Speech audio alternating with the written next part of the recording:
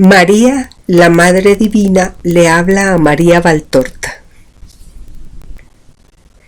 Dice así: yo, María, redimí a la mujer con mi maternidad divina, pero no fue sino el principio de la redención de la mujer. Al haberme negado a casarme por el voto de virginidad, había rechazado cualquier satisfacción de concupiscencia y así merecí la gracia de Dios. Pero no era suficiente, porque el mal que había infectado a la humanidad era un árbol de 4 ramas: soberbia, avaricia, glotonería, lujuria y las 4 tenían que cortarse antes de hacerle estéril en sus raíces.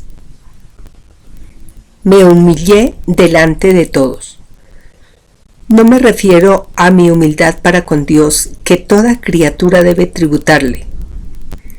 Su verbo la tuvo. También yo, mujer, tenía que tenerla. Pero ¿has pensado qué humillación debí sufrir de parte de los hombres y sin defenderme en modo alguno? Incluso José, que era un hombre justo, me había acusado en su corazón. Los demás, que no eran justos, habían pecado de murmuración sobre mi estado, y el rumor de sus palabras, cual ola amarga, había venido a romperse contra mi persona humana. Y fue el principio de las innumerables humillaciones que mi vida de madre de Jesús y del linaje humano me proporcionaron. Humillaciones de pobreza, humillaciones de perseguida, humillaciones por los reproches de los parientes y amigos, que, ignorando la verdad, tomaban como débil mi modo de ser madre para con mi Jesús, que se había convertido en un jovenzuelo. Humillaciones en los 3 años de su ministerio. Humillaciones crueles en la hora del Calvario. Humillaciones hasta reconocer que no tenía con qué comprar un lugar para sepultar a mi hijo, ni aromas para envolver su cuerpo. Una madre jamás renuncia a su hijo a no ser que se vea forzada a ello. Ya sea la patria, o el amor de una esposa, o el mismo Dios quienes piden el hijo a su corazón, ella se opondrá a tal separación. Es natural. El hijo crece en el seno y jamás se corta completamente el lazo que une su persona con la nuestra.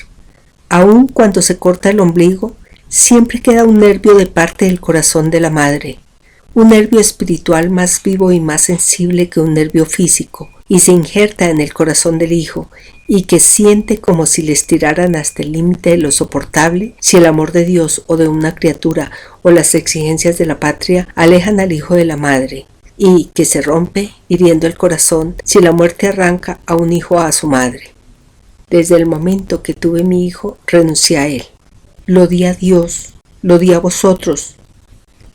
Yo me despojé del fruto de mi vientre para reparar el fruto que el mal le robó a Dios. Sin preguntarme a mí misma, sin preguntarle a él más de cuanto se me dijera, vencí la gula del gozar porque me negué a cualquier experiencia de los sentidos. Mi carne la puse bajo las plantas de mis pies. Puse la carne, instrumento de Satanás, y con ella al mismo Satanás bajo mi calcañar, para hacerme así un escalón para acercarme al cielo. El cielo, mi meta, donde está Dios, era mi única hambre. Hambre no es gula, sino necesidad bendecida por Dios. Por este Dios que quiere que sintamos apetito de Él. La lujuria, que es la gula llevada hasta la voracidad, pues cualquier vicio que no se refrena conduce a otro peor. La gula de la humanidad, que era algo ya reprobable, la llevó a la lujuria. No le bastó haberse proporcionado a sí misma una satisfacción. Quiso llevar su crimen a una intensidad refinada. Así conoció y enseñó a todos la lujuria. Yo invertí los términos y en vez de descender, subí siempre. En lugar de hacer bajar, siempre he llamado a lo alto, y de mi compañero, que era un hombre justo, hice un ángel. En ese momento en que tenía a Dios y con él sus infinitas riquezas, me apresuré a despojarme de todas ellas, diciéndole: mira, se cumpla en él y en mí tu voluntad. Casto es el que tiene moderación, no solo en su cuerpo, sino también en sus afectos y pensamientos. ¿Debía yo ser casta para borrar la mancha de la carne, del corazón, de la mente? Me mantuve comedida sin decir ni siquiera de mi hijo, únicamente mío en la tierra como único de Dios en el cielo. Esto es mío y para mí lo quiero. Y a pesar de todo, no era suficiente para que la mujer pudiera poseer la paz que la humanidad había perdido. Esa paz perdida os la obtuve al pie de la cruz cuando vi morir a aquel que tú has visto nacer. Y cuando sentí desgarrarse mis entrañas al grito de mi hijo que moría, quedé vacía de toda feminidad de connotación humana. Ya no carne, sino ángel. María, la Virgen desposada con el Espíritu Santo, murió en ese momento. Quedó la Madre de la Gracia, la que os generó la gracia desde sus tormentos y os la dio.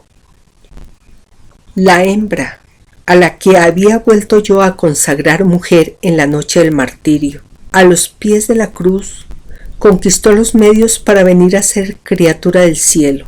Esto lo hice por vosotras, absteniéndome de toda satisfacción, aun la más santa, de vosotras reducidas a hembras no superiores a las compañeras de los animales. De hecho, basta con que lo queráis, las santas de Dios. Por vosotras subí, y como José os elevé. La roca del Calvario es mi monte de los olivos. De allí tomé ese impulso para llevar al cielo, santificada de nuevo el alma de la mujer junto con mi cuerpo, glorificado por haber llevado al Verbo de Dios y anulado en mí hasta el último vestigio de esa humanidad caída. La última raíz de aquel árbol de las 4 ramas venenosas, de aquel árbol que tenía hincada su raíz en el sentido y que había arrastrado a la caída al linaje humano y que hasta el fin de los siglos y hasta la última mujer os morderá las entrañas, os llamo desde allí, donde ahora resplandezco envuelta en el rayo del amor. Os llamo y os señalo la medicina para venceros a vosotras mismas la gracia de mi Señor y la sangre de mi Hijo. Este precioso llamado a la mujer, a su redención, es escrito por María Valtorta el 6 de junio de 1944 por revelación directa de María Santísima, la Reina Universal, nuestra Madre, nuestra Gran Madre. Gracias.